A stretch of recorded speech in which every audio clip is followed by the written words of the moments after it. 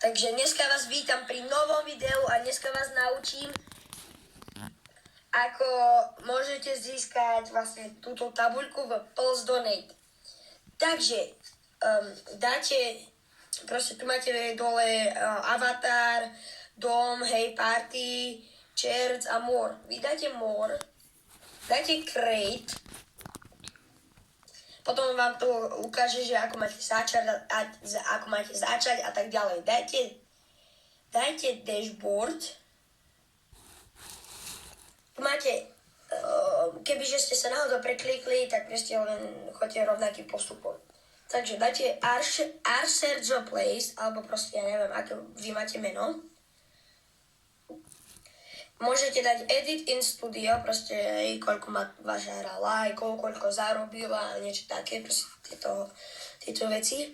Tu máte vľavo takéto vecičky. Vy dáte iba monetization, dáte pasy. Vidíte, že ja už mám nejaké Robuxy a keď si to chcete zmeniť, že už nechcete mať proste jeden Robux alebo niečo také, alebo 15, 10, 5, hej, tak vám proste stačí iba na to kliknúť, proste napríklad ja 15, dáte sales a dáte, proste vypnite item for sale. No, takže ja chcem síce nový pass, takže dám create a pass, dáme meno napríklad, že Pulse, 20 Robux donate. Napríklad to môžete dať čau, alebo ahoj, to je jedno. Nemusíte to úplne nič písať. No, dajte tento create a pass, že sa vám takto proste, tu máte vaše pasy. Tu dáte iba plus 20 Robux donate, proste ako ste si to pomenovali. Tu sa vám zobrazí toto. Môžete si to kľudne zmeniť, ale ja si to meniť nebudem. Ja pôjdem na sales. Tu, jak mám item for sale, tak to musíme zapnúť. Tu napíšeme proste price, ktorú sme tam dávali vtedy. Keď si to napríklad rozmyslíte, stále to môžete zmeniť. Ja dám napríklad 20, lebo už chcem mať to 20.